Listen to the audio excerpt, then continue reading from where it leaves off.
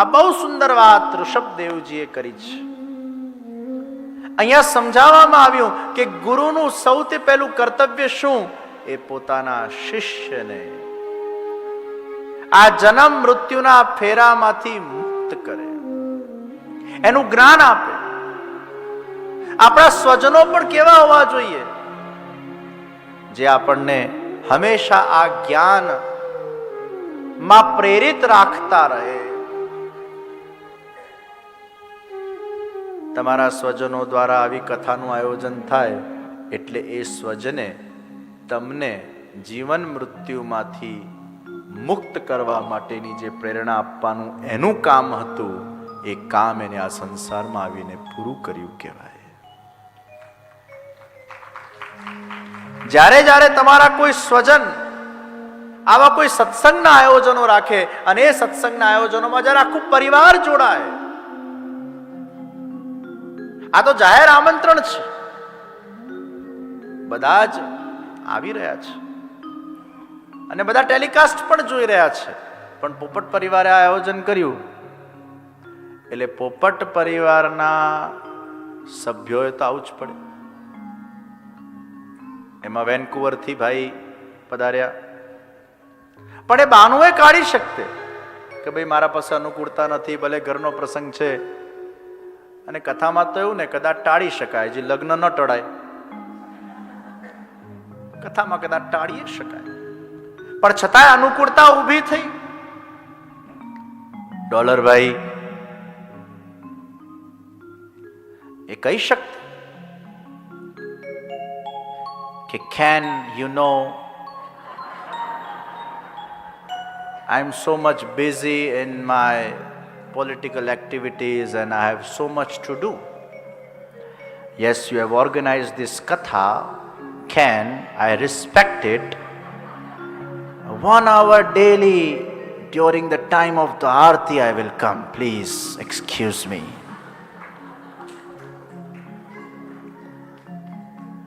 પણ ડોલર ભાઈ માટે તમે તાળી વગાડો. એ 4 દિવસથી રોજ 3-4 કલાક કથા ચાલુ થાય તે પહેલા આવી જાય અને ખૂબ એકાગ્રતાથી. મને આવું બોલવું હતું પહેલા દાડે તમારા માટે, પણ પછી મને એવું થયું કે ડોલરભાઈ પાછા હું આવું બોલીશ તો એમને પછી એવું સંકોચ થશે કે હવે તમારે જવું જ પડશે રોજ. એટલે હું રાહ જોતો તો બીજા દાડે આવે છે કે નથી આવતા. બીજા દાડે આવી ગયા, એવો સરપ્રાઈઝ. વળી પાછું ગઈકાલે આવી ગયા, વળી આજે આવ્યા.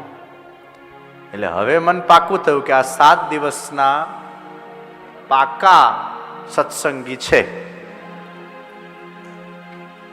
7 દિવસના પાકા સત્સંગી છે. એટલે ચોથા દાડે મને હિંમત થઈ બોલવાની. એમના પાસે તો હતા એક્સક્યુઝ ઘણા હતા. But unless and until if he is not willing, he cannot come. Willingness is very. વ્યવહાર એક દિવસનો હોય, વિલિંગનેસ રોજની હોય. વ્યવહાર એક દિવસનો હોય. અને અહીંયા જેટલા પણ લોકો આવી રહ્યા છે, વ્યવહાર પક્ષથી તો આવી ગયા. એક દાડો મોડું દેખાડી ગયા, આરતી થઈ ગઈ, વાત પૂરી થઈ ગઈ.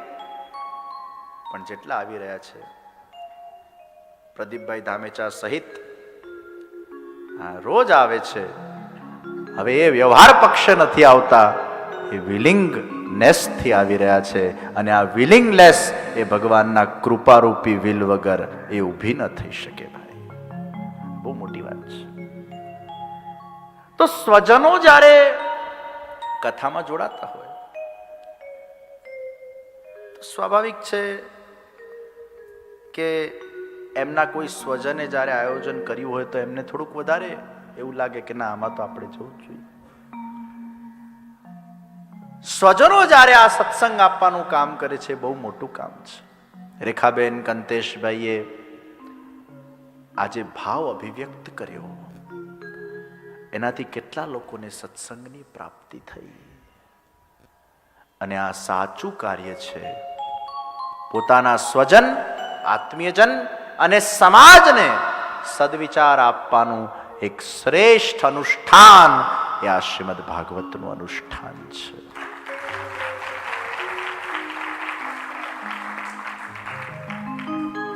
સ્વજનો નસસ્યાત, ઋષભદેવજી કે છે એ સ્વજન નથી જે પોતાના સ્વજનોના આત્મકલ્યાણની યાત્રામાં એને સહયોગ ના આપે.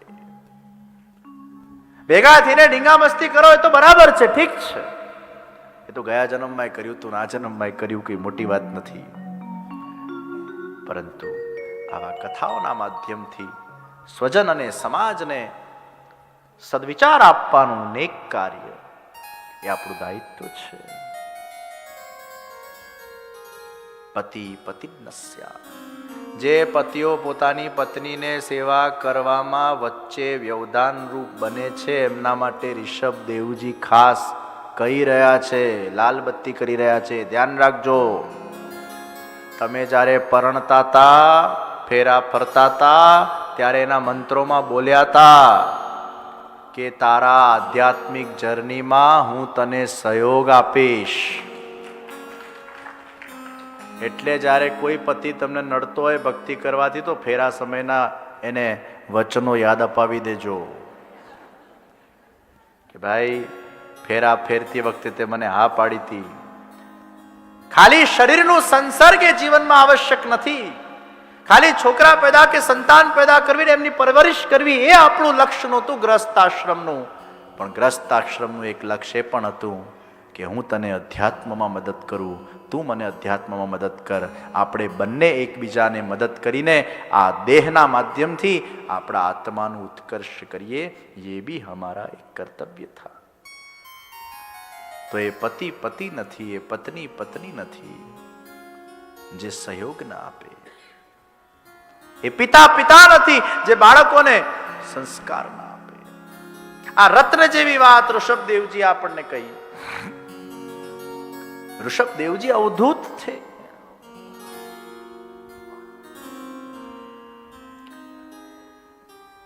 નરકોનું વર્ણન કરવામાં આવ્યું છે આ સ્કંદમાં.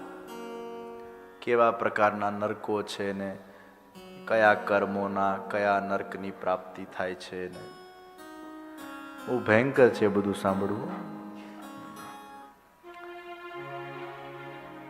અને ઋષભદેવજી પછી ભરતજીનું ચરિત્ર આવે છે. ભરત પરથી ભારત. અને આ ભરતજી રાજા, અને આ બધા રાજા એટલે આ બધા સમ્રાટો હતા, આખા પૃથ્વીના રાજા.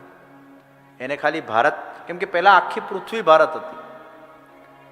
આખું પૃથ્વી જ, આખું વિશ્વ, આ તો પછી બધા દેશો બન્યા, पहले तो सभी भारत था. और इसलिए हमारा धर्म वो सबसे प्राचीन धर्म है. आखा पृथ्वीना सम्राटो હતા. અને ભરત રાજા માં વિરક્તિ આવી, બધું છોડી છાડીને નેપાળની ગંડકી નદીના પાસે જઈને ધ્યાન સાધના કરવા લાગ્યા. હિરણી ગર્ભવતી છે, નદીમાં બાળ આવી છલાંગ મારે છે અને એમાં એનું ગર્ભ બાળક થાય છે. હિરણી મરી જાય છે અને એ જ બાળકને ભરતજી સાચવે છે.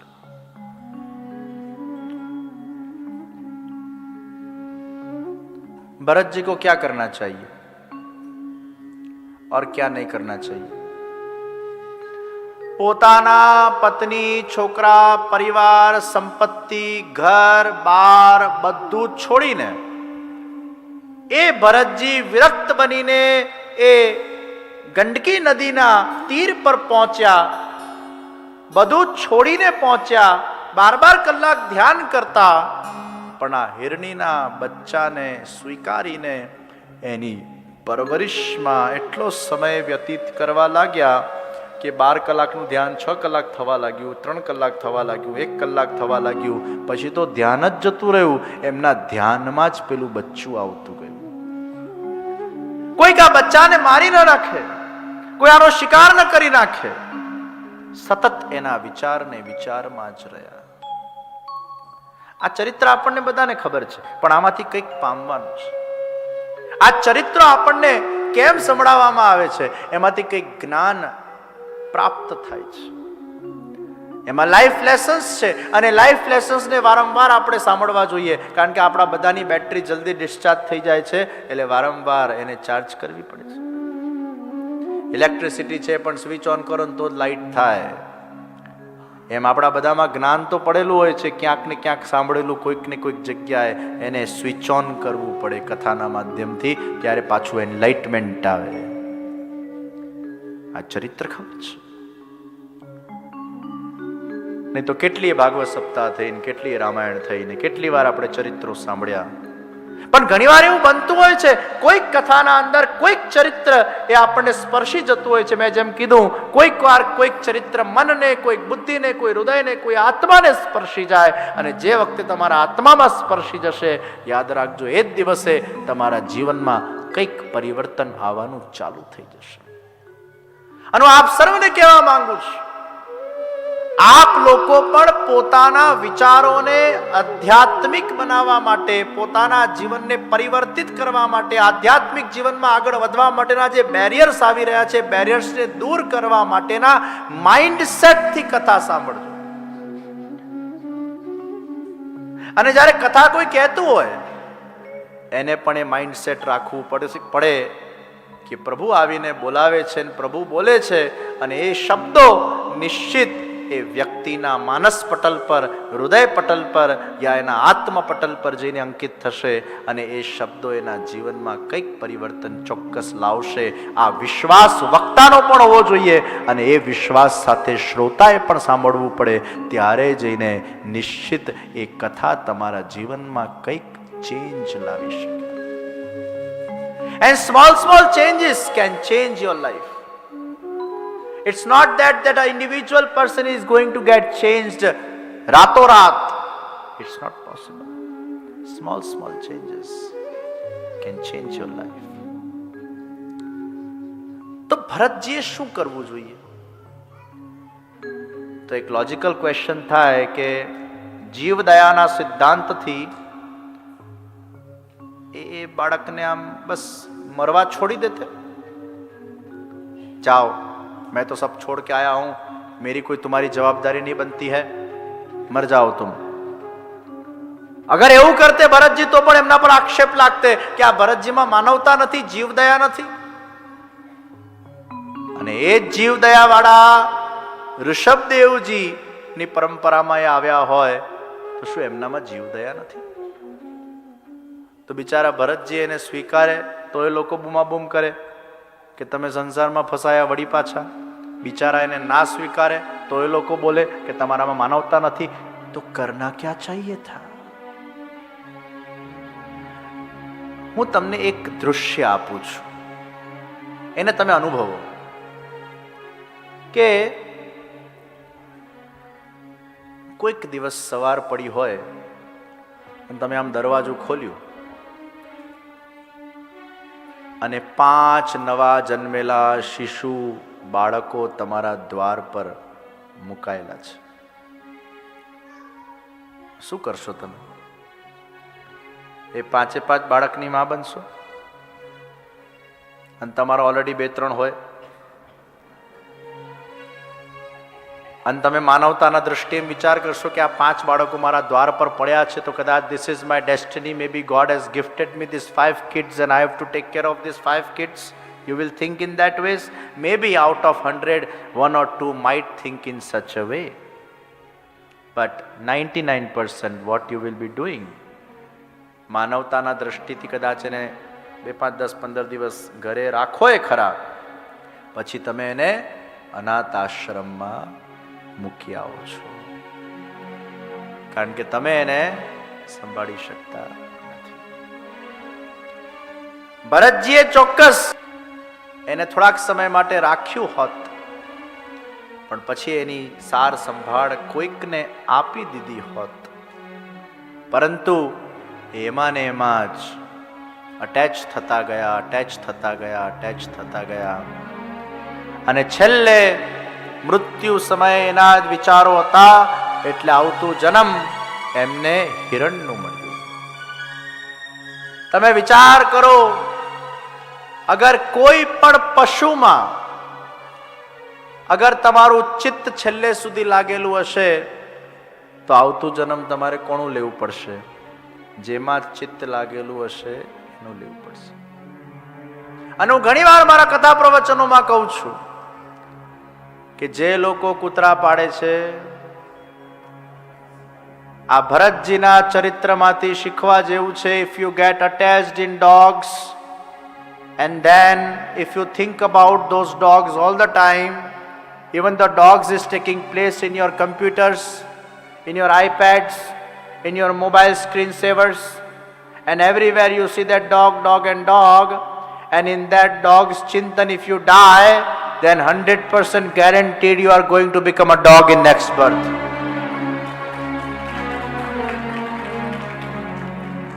Be aware of God, be aware of dog. Stay away of dog. કૂતરું એ સિક્યોરિટી ગાર્ડ છે, યાદ રાખજો. સિક્યોરિટી ગાર્ડને કોઈ દિવસ પ્રેમ ના કરાય. સિક્યોરિટી ગાર્ડની જરૂર છે, એને પ્રેમ કરે. Dog keep it as a security guard. એને કઈ આપણા બેડ સુધી પહોંચાડવાની જરૂર નથી. આ બધી પાશ્ચાત્ય સંસ્કૃતિઓ છે કે વેન યુ આર અલોન, ઘણા બધા લોકોના ડિવોર્સિસ થયેલા હોય, બિચારાના જીવનમાં પાશ્ચાત્ય સંસ્કૃતિમાં આવું થતું હોય છે. અને એક ડિવોર્સ 5-7 વાર ડિવોર્સ થઈ ગયા હોય, છૂટાછેડા ખૂબ થઈ ગયા હોય, હેરાનગતિ ખૂબ થયેલી હોય. આપણા ભારતીયોની વાત નથી કરતો. અને ત્યારે એવી અવસ્થામાં જ્યારે વ્યક્તિ એકલો હોય, એને કોઈ હૂંફ જોઈતી હોય, એટલે પછી કૂતરું લઈ આવે અને એને લાગે કે માણસ કરતા વફાદાર આ કૂતરું છે. मनुष्य तो मुझे धोखा दे के चला जाता है, ये कुत्ता मुझे धोखा कभी नहीं दे सकता है, इसलिए मैं इसको अपने साथ रखूंगी. અને પછી એમાં અટેચ થાય, એને નવડાવે, એને શણગાર કરે. શણગાર એટલે એને પ્રોપર ટેક કેર કરે. વળી પાછો માંદો પડે ડોક્ટર પાસે લઈ જાય, આમ તેમ જાત જાતનું બધું કરે. એટલે એના ચિત્તમાં એ ગાડી ચલાવે તો કૂતરું દેખાય, રસોઈ બનાવે તો કૂતરું દેખાય. એનું આખું લાઈફ ડોગના આજુબાજુ ફરતી થઈ જાય. એના લાઈફનો એજન્ડા ડોગ બની જાય. અને આ રીતે એ ડોગમય જીવન એનું થઈ જાય, રાધર દેન ગોડમય જીવન. અને એટલે જ આપણા ત્યાં તો કૂતરા બિલાડાની વાત તો પછી, મનુષ્યમાં પણ અટેચમેન્ટ છેલ્લા સમયે ન હોવું જોઈએ ત્યાં સુધીની જ્યારે વાત કહી દીધી હોય તો કૂતરા બિલાડાનો પ્રશ્ન જ નથી આવતો. અને એટલે જ આપણે ત્યાં કહેવાય છે કે દાદા ત્રીજી કે ચોથી પેઢીએ પાછા આવે, કારણ કે છેલ્લે એટલું બધું અટેચમેન્ટ હોય છે, એટલી બધી વાસનાઓ હોય છે. અને એટલે ત્રીજા કે ચોથા પેઢીએ પ્રાચીન સમયમાં દાદાનું નામ પાછું રખાતું કે પાછા આવ્યા, કારણ કે અટેચમેન્ટ એટલી બધી હતી. તો ભરત રાજાના આ પ્રસંગથી આપણે શીખીએ છીએ, કોઈ પણ પ્રાણી દયાના પાત્ર છે, પ્રેમના પાત્ર નથી. એમાં અટેચ નહીં થતા. Attachment is not good. Yes, you can keep kindness for all, but not the attachment. કારણ કે involvement gives you the attachment, and more you are involved, your thought procedure goes into those things. આવતા જન્મમાં હિરણ બન્યા, એમને એમની બધી જ memory રહી. અને એના પછીના જન્મમાં એ જડ ભરત બન્યા. પછી તો એવા ગભરાઈ ગયા અટેચમેન્ટથી કે કોઈનાથી અટેચ જ ન થયા. જડ હતા, જ્ઞાની પણ મૂર્ખ બનીને રહેતા. અને એકવાર એમને બલિ ચડાવવા માટે લઈ ગયા, જરાય ડર નહીં. काट डालो, मार डालो, जो करना हो कर डालो, मुझे कोई फर्क नहीं पड़ता है, और मैं अगर मर गया तो भी मैं छूटा इसमें से, मुझे कोई भय नहीं है, काट डालो, मार डालो. દેવીએ પછી આવીને રક્ષા કરી કે આની બલિ ન ચડાવાય.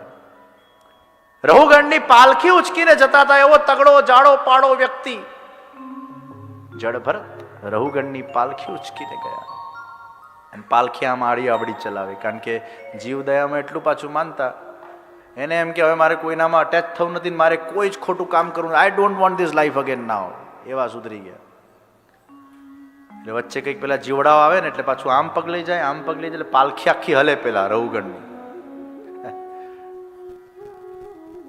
રહુગણ અને ભરતજીનો પણ સંવાદ થયો. એમાં ભરતજીએ ઉપદેશ એમને પ્રદાન કર્યું છે. જડ ભરત 3 જન્મે એમનો ઉદ્ધાર થયો છે. हम भी अंतिम समय में जो भी हमारे विचार होंगे वो हमें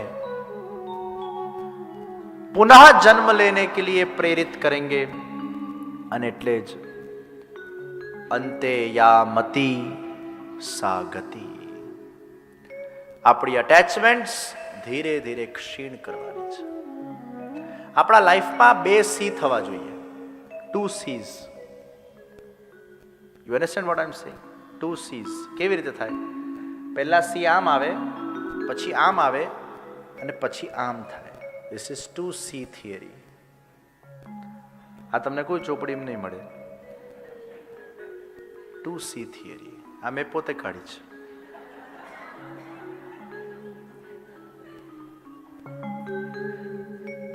ચિંતન કરવા જેવું છે. 2C એટલે આમ આવ્યો સી, પહેલા કોઈના સાથે અટેચ નહોતો, પછી ભેગો થયો, આમ સી નું મિલન થયું, 2 સી નું એક સાથે મિલન થયું, અટેચમેન્ટ. અને પછી ધીરે ધીરે એ સી પહેલા અજ્ઞાનતામાંથી ભેગો થયો, અને પછી ભેગા થઈને એ ઈશ્વર તરફ એ બંને લોકો વળતા જાય છે. આમ અહીંયાનું અટેચમેન્ટ એ રહે છે. This attachment stays between the 2 C's. It's not that છૂટાછેડા લઈ લે છે.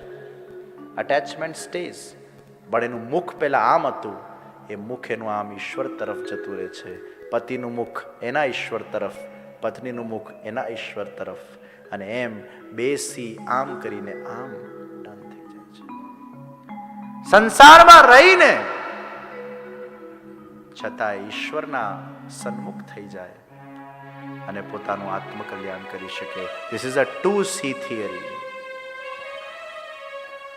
એટલે જેટલા 60 વર્ષ પાર થઈ ગયા છે ને, એમનો સમય હવે આમ થઈ ગયો છે. This is a 2C theory. આને આ પકડી રાખવાનું છે. પછી એ વાસનાત્મક પ્રેમ ન હોવો જોઈએ, એ ઉપાસનાત્મક પ્રેમ થઈ જવું જોઈએ. અને એ ઉપાસનાત્મક પ્રેમ જ એ 2C થિયરી છે. પછી વાસના ન રહે. પછી એ શરીર ને શરીર વચ્ચેનો વિષય ન રહે, એ આત્મા ને આત્મા વચ્ચેનો વિષય થઈ જાય. અને બંને આત્માઓ એ પોતાના દેહ દ્વારા એ પ્રભુનું નામ સંકીર્તન સેવનના માધ્યમથી પોતાનું કલ્યાણ કરે છે. અને આ જ વાત શાસ્ત્રોમાંથી આપણે સમજીએ છીએ. So being attached but still detached, that is the beauty of bhakti. Although you are being attached in the sansar, still you are getting detached from the mind. It is very difficult, but it is possible when there is an attachment of God. If there is no attachment of God, there will be no sea. એટલે પછી આ ઉખડશે ને ત્યારે બહુ દુઃખ થશે. એના કરતા પહેલાથી થોડુંક ઉખડી ગયું હોય ને, એટલે પછી આટલું જ પેલું ઉખડતા વાર ના લાગે. તમે બેન્ડેડ લગાડો ને, એમાં જો આટલી ઉખડી ગયું હોય ને પછી આટલું ખેંચતા વાર ના લાગે. આખી ઉખેડવાની હોય તો પછી તકલીફ થાય. એટલે 2C થિયરીમાં 80% તો ઉખડી જ જાય છે જીવતા જ, 20% બાકી રહે છે. અને એ ભરતજીના ચરિત્રથી આ થિયરી શીખવા જેવી છે. 2C theory.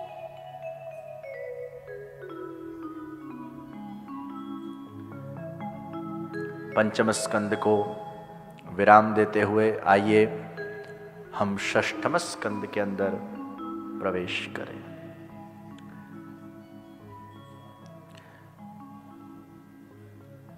આ સ્કંદમાં મનુષ્ય, દેવ અને અસુર આ ત્રણેય ઉપર ભગવાનના દિવ્ય કૃપાનું દર્શન કરાવ્યું છે. અહેતુની કૃપા મનુષ્ય પર, અહેતુની કૃપા દેવ પર અને અહેતુની કૃપા અસુર પર.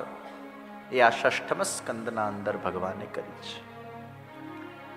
અજામિલ જેવા દુષ્ટ ઉપર ભગવાને અહેતુની કૃપા કરી. છેલ્લે 3 વાર નારાયણ નારાયણ નારાયણ નામ બોલીને એનું દેહાંત થયું. વિષ્ણુ દૂતો આવ્યા, યમદૂતો આવ્યા. બંને વચ્ચે ખટરાગ થયો. યમદૂત કે છે આને તો અમારે જ લઈ જવો પડે, આયાના જીવનના અંદર બધા જ ખોટા કામો કર્યા છે. વિષ્ણુદૂત કે છે ના, છેલ્લે 3 વાર નારાયણ બોલી ગયો છે એટલે અમારે જ લઈ જવો પડે.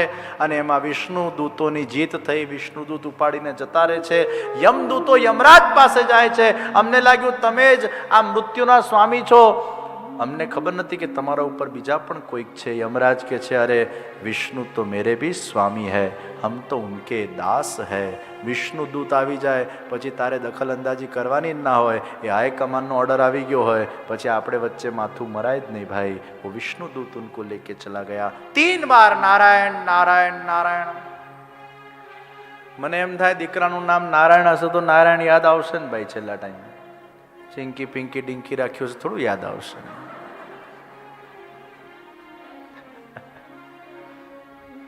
તો દીકરા દીકરીના નામ આપણે કંઈક આવા સારા રાખ્યા હશે તો આપણને કંઈક. એક 90 વર્ષના મને માજી મળ્યા. મેં કીધું માજી નામ શું? મને કે ટેણી.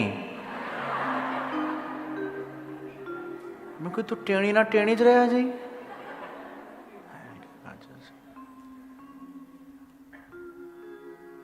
આપણા જૂના જમાનામાં બધા નામો બહુ સરસ સરસ જુદા જુદા રાખતા બધા, ઠીક છે. પણ નામમાં આપણા કેટલા સંસ્કૃતના સારા સારા નામો છે, ન રખાય. ઘણા પાછા ફ્રેન્ચ ડિક્શનરી ખોલવા જાય, જર્મન ડિક્શનરી ખોલવા જાય, ભલતા ભલતા નામો કાઢી નાખે. આપણે ઘણા સારા નામો રાખી શકીએ છીએ. અને એટલે જ નામ એવું રાખીએ જેમાં કઈ અર્થ હોય અને એમાંથી કંઈક આપણને પ્રાપ્તિ થાય. આ ડોલર નામ બહુ સરસ છે, ફૂલ છે. પાઉન્ડના દેશમાં ડોલર નામ છે, ડોલરનું ફૂલ છે. તમને જોઈને આમ સુગંધ આવી જાય.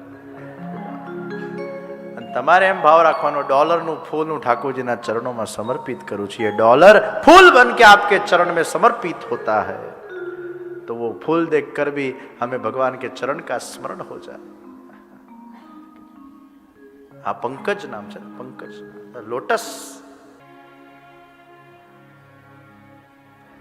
તો અંત સમયે નારાયણ નારાયણ નારાયણ. ચાચા હરિવંશજીને અષ્ટાક્ષર સિદ્ધ હતું. એ અષ્ટાક્ષર મંત્ર બોલીને યમુનાજી પર ચાલતા અને ડૂબતા નહીં. પછી એક વ્યક્તિને થયું આ તો કેટલું ઈઝી, અષ્ટાક્ષર બોલો અને ચાલો.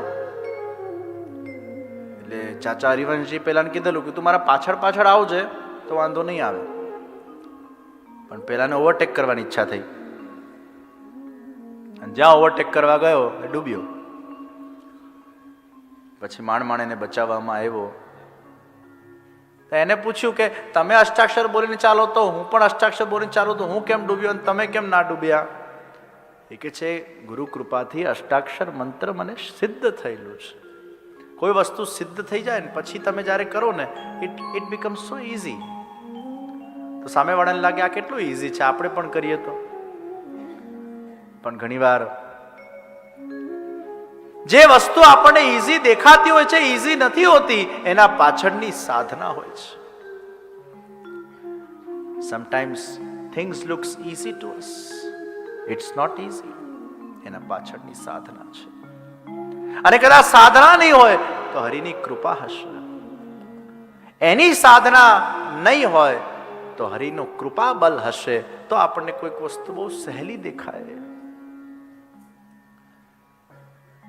પેલા તાર પર લોકો ચાલે ને, આમ ચાલે ત્યારે એટલું આમ ઈઝી લાગે આપણને, આ કેટલું ફાઇન છે, ફટ ફટ ફટ ફટ ચાલે. તું ચાલીને જો, એક પગ નહીં મૂકી શકે. પેલા ઘણા ક્રિકેટ રમતા હોય તો કોમેન્ટર્સ કે આ શોટ આમ નહીં આમ માર્યું હોત ને તો પેલો આઉટ થતા પછી તું રમજઈને જા. એ પિચ પર રમવું કેટલું કઠિન હોય તને ખબર છે? તારે ખાલી કોમેન્ટ્રી બોલ બોલ કરવાનું. તો ઘણીવાર આપણે કોઈકના માટે કોમેન્ટ આપીએ, sometimes it is very easy to give the comments, but it is very difficult to put yourself in that situation and do that sadhana.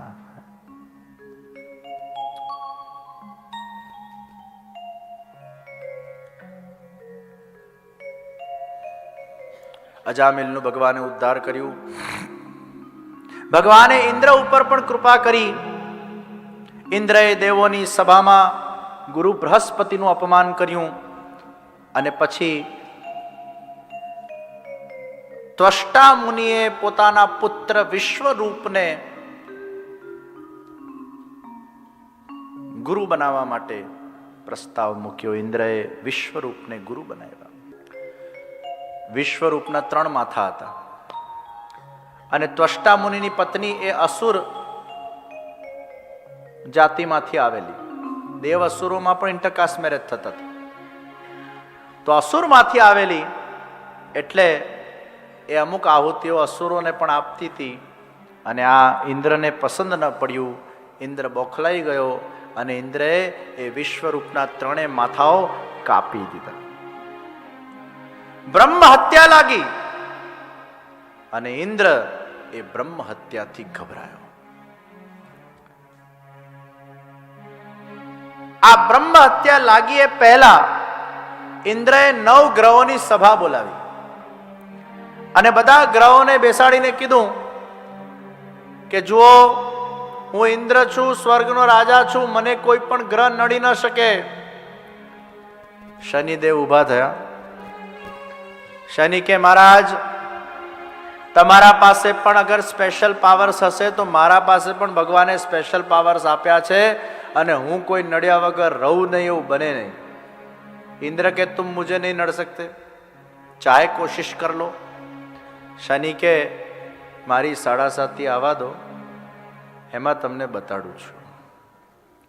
ઇન્દ્રએ કે મારું જ્યોતિષ મેં જોઈ લીધું છે ને મારી 7.5 ચાલુ થઈ ગઈ છે, તે શું બગાડ્યું મારું? શનિ કે હજી તો શરૂ થઈ છે ને, હજી લોહામાં ચડવા દો, પછી વાત તમારી.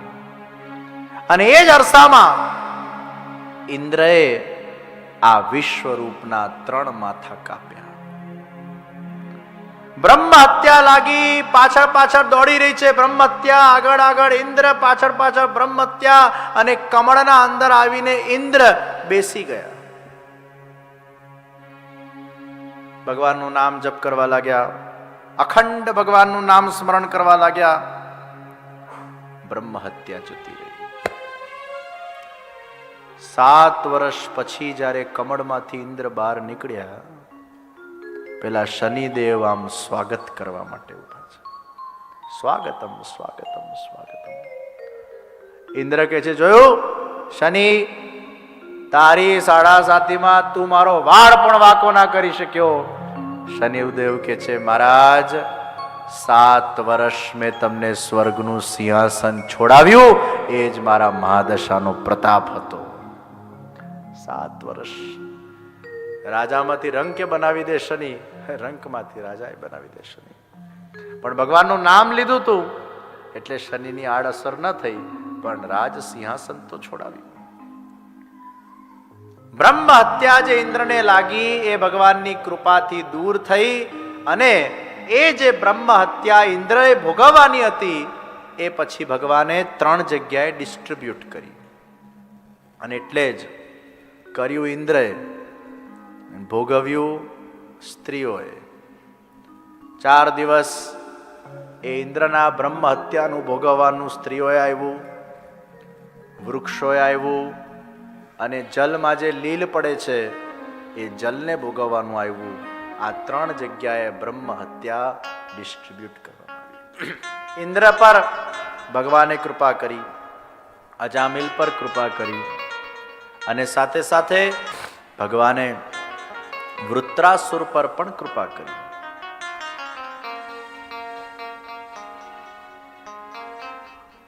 ત્વષ્ટા મુનિ ના પુત્રની હત્યા કર્યા પછી ઇન્દ્રને બ્રહ્મ હત્યાથી તો છુટકારો મળી ગયો, પણ ત્વષ્ટા મુનિએ યજ્ઞ કરીને એક મહાકાય અસુરને પેદા કર્યો અને અસુરનું નામ વૃત્રાસુર છે. આ વૃત્રાસુર પૂર્વ જન્મમાં ચિત્રકેતુ રાજા હતા અને આ ચિત્રકેતુ રાજાની 1,00,000 રાણીઓ હતી. 1,00,000 રાણીઓ હોવા છતાં એમને એક પણ સંતાન નથી અને એક સંતાન માંડ ગુરુના આશીર્વાદથી થઈ અને એ પણ રાણીઓએ ભેગા મળીને ઝેર આપીને મારી કાઢી. 1,00,000 રાણીઓ હોવા છતાંય સંતાન નહીં અને માંડ એક સંતાન થઈ એને પણ આ રાણીઓએ અંદર દ્વેષથી મારી કાઢી. વિચાર કરો એ ચિત્રકેતુની શું હાલત થઈ. નારદજીએ એ પ્રેતને બોલાવ્યા, બાળકના પ્રેતને બોલાવ્યું અને બોલાવીને આના સાથે સંવાદ કરાવડાવ્યું. પેલો પ્રેત કહે છે કે મારે તમારા સાથે કોઈ લેવા દેવા નથી, હું તો સુખી છું, હું તો છૂટ્યો આ માયા ઝાડમાંથી. પેલા પિતાને થયું જ્યારે મારા બાળકને કોઈ લેવા દેવા નથી તો એના પાછળ હું શા માટે શોક કરું. સંકર્ષણ વિદ્યાનું દાન કર્યું નારદજીએ અને સંકર્ષણનું એમને અનુષ્ઠાન કર્યું. એમનું ચિત્ત એમને ભગવાનમાં લગાડ્યું, બધું છોડીને. શ્રીમદ ભાગવતજીના અંદર ઠેર ઠેર તમે સાંભળશો આ ચરિત્રોને. મોટા સમ્રાટો અનેક પ્રકારના ભોગને ભોગવ્યા પછી જ્યારે એમને જ્ઞાન થાય છે ત્યારે છેલ્લે બધું જ છોડી દે છે. આટલી બધી રાણીઓ, આટલી બધી સંપત્તિ, આટલા બધા ભોગના સાધનો, અંતે રિયલાઇઝ થયું આમાં કઈ સાર નથી, છોડી દે. સાધના કરવા જતા રહ્યા અને વિચરણ કરતા હતા. શંકર ભગવાનના ખોળામાં, ઋષિઓની સભામાં પાર્વતીજી બેઠા હતા અને ખોળામાં પાર્વતીજીને જોઈને ચિત્રકેતુની બુદ્ધિ ભ્રમિત થઈ અને એને કહ્યું, शंकर भगवान ने मश्करी करी कि ये क्या, अपने पति को पत्नी को चढ़े चौक ऐसे गोदी में बिठाते हो, अच्छा लगता है। અને હસવા લાગ્યો। પાર્વતીજીએ શ્રાપ આપ્યો, જા તું असुर योनि में जईने जन्म। और वो चित्रकेतु राजा वृत्रासुर बना। क्या पूर्व जन्मना अपराधो ए बीजा जन्मना अंदर भोगवा पड़े छे અને એ જ વૃત્રાસુર ભોગવી રહ્યો છે। પરંતુ એનું ચિત્ત, એનું મન એક વિરક્ત વ્યક્તિનું ચિત્ત અને મન હતું। એના ચિત્તમાં ભગવાન હતા એટલે સંસ્કાર એ કેરી ફોરવર્ડ થયા છે।